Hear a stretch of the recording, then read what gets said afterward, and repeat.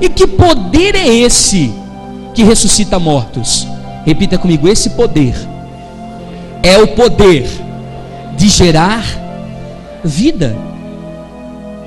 Esse é o poder de Deus, de gerar vida. Então, querido, o que você desenvolve no reino de Deus está ligado diretamente a ganhar vidas. Se você tiver um ministério, um chamado, uma vocação, e estiver vivenciando isso, tanto na esfera da fé, quanto lá no meio secular, seja numa atividade profissional, mas você tem contato com pessoas, se você está vivenciando isso, mas você não tem o entendimento de que você foi chamado por Deus para gerar vidas, sai daí que Deus não está nesse negócio. Porque tudo que Deus coloca a mão, cresce, desenvolve, aparece, ganha vida, ganha forma, porque essa é uma característica peculiar de Deus: criação, geração de vida, novidade de vida. Então, quando você está naquele lugar inserido por Deus, você tem a responsabilidade de gerar vida ali. E, queridos, não há como viver fora do corpo. Então você diz assim: o que eu faço não está assim tão ligado. Talvez você não esteja aproveitando as oportunidades privilegiadas que Deus tem te dado para você ser um ganhador de almas. E se você não vive isso, queridos, deixa eu dizer uma coisa para você: não há como viver fora do corpo. Mas se nós estamos no corpo, então nós precisamos viver ativamente a vida de Jesus. O que Jesus faria no seu lugar? Que escolhas ele teria? Que opções de vida ele faria? Que palavras ele usaria? Que tipo de relacionamento ele construiria? Que forma de vida ele teria ao contato com as outras pessoas? Você está conseguindo viver plenamente isso? Queridos, a existência, a manifestação de Cristo na terra é o seu corpo. Jesus não tem como existir se não for através de você e de mim. Ele não tem como se manifestar se não for através da minha vida e da sua. E aí você pode perguntar: pastor, mas como é que se vive nesse corpo? Como é que se habita nesse corpo? Como é que se sobrevive nesse corpo de Cristo? Simples.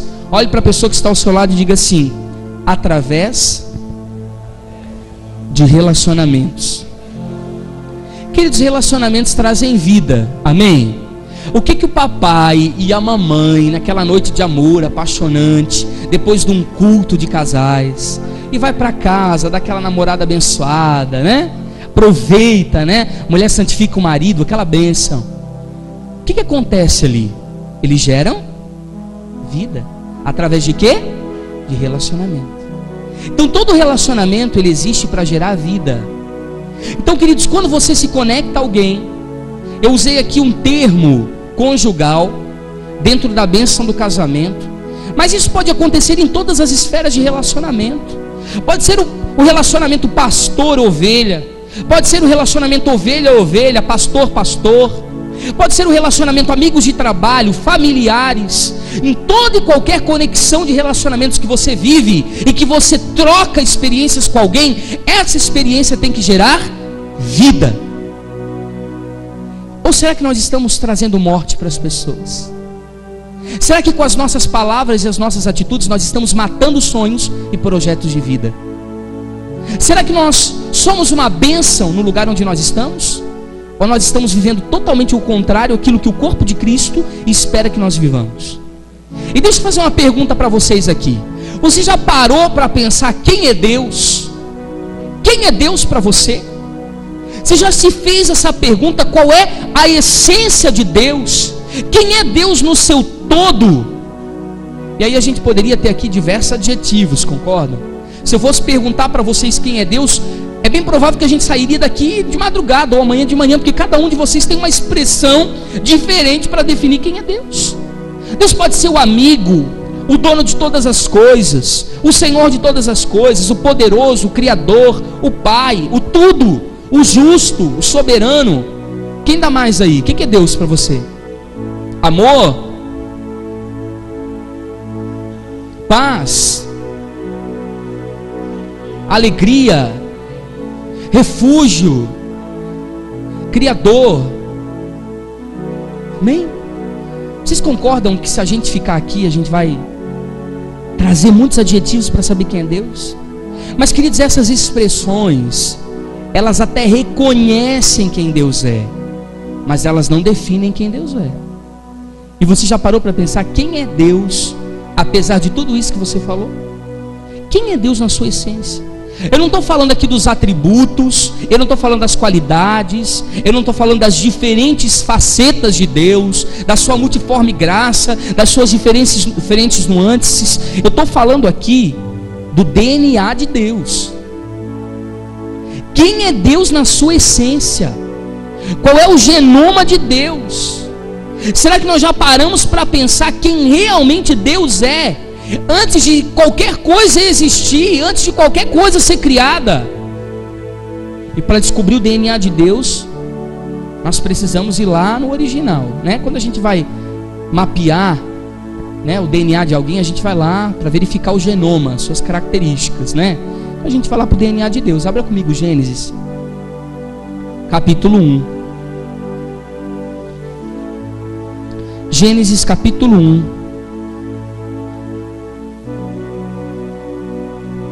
E no versículo 1, olha que bacana isso aqui. Eu vou precisar de 3 voluntários, ok? Os 3 voluntários já podem vir aqui, por favor?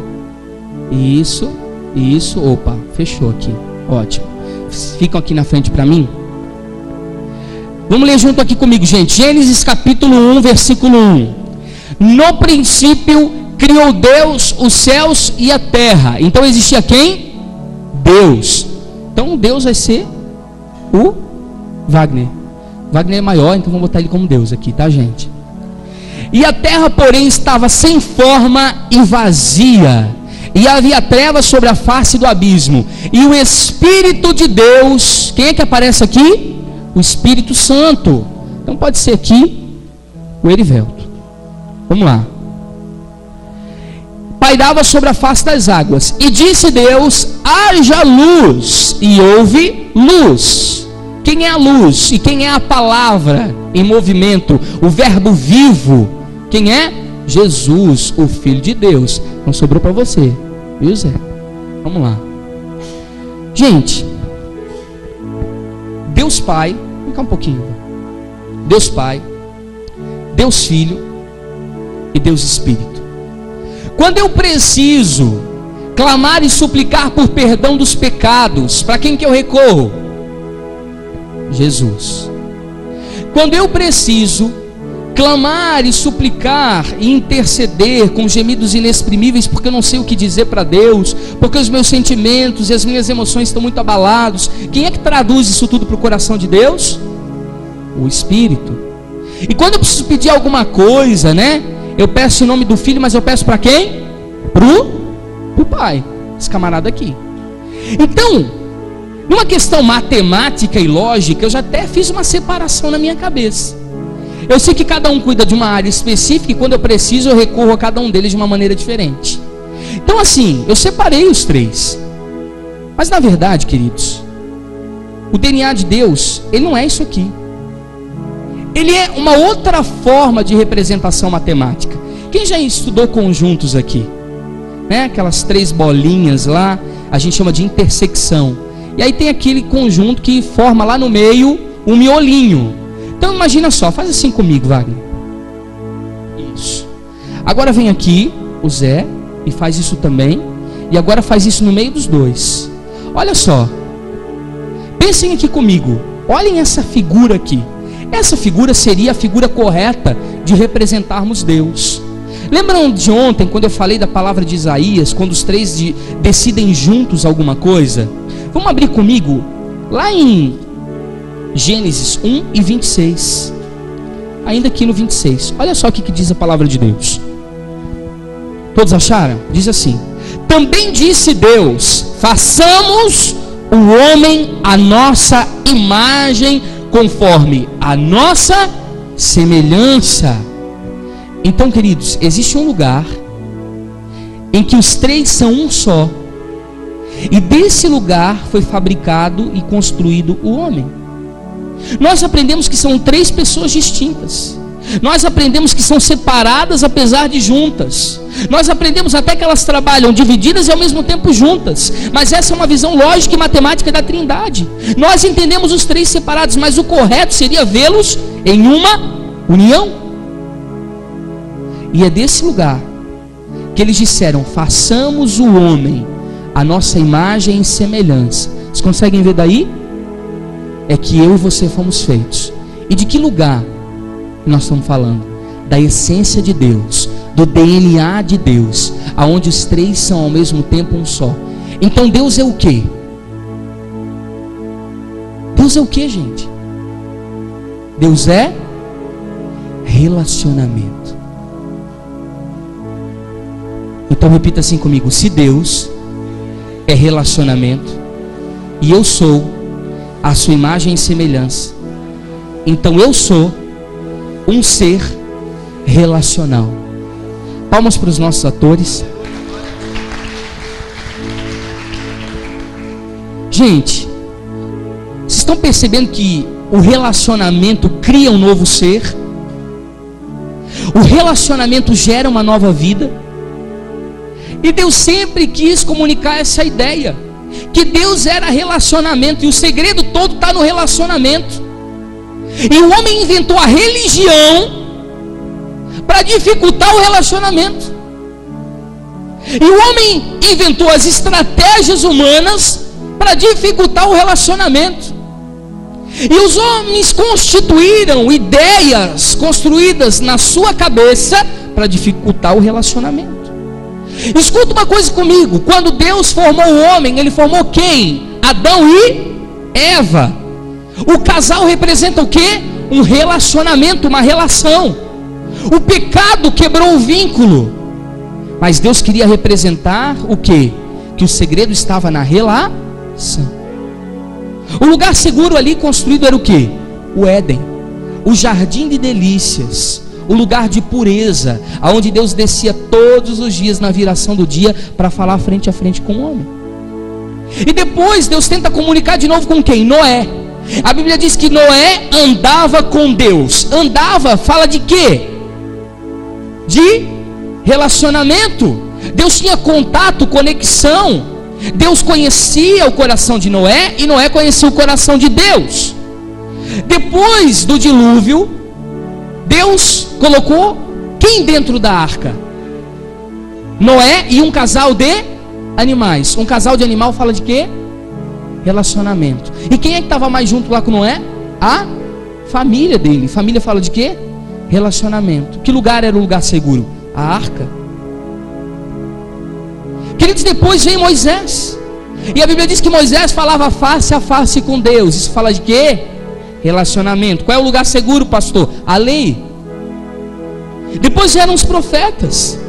E os profetas comunicavam o que Deus estava dizendo. Para o profeta comunicar o que Deus estava dizendo, o profeta tinha que ter o quê? Como nós vimos ontem em Isaías: relacionamento, conexão com o céu. E qual era o lugar seguro? A revelação. Se Deus dissesse para o povo ir para a direita, todos tinham que ir para a direita. Se o povo dissesse que agora o povo tinha que ir para a esquerda, o povo tinha que ir para a esquerda. Deus estava dirigindo o povo através dos profetas. Eles traçavam a lei. E depois, queridos, vem Jesus com o ministério da reconciliação. O que fala de reconciliação? Relacionamento. O que Jesus veio fazer? Instituir uma igreja, ou seja, um povo, o corpo de Cristo, que tivesse relacionamento com o cabeça, e que o cabeça tivesse relacionamento com ele, eles tivessem um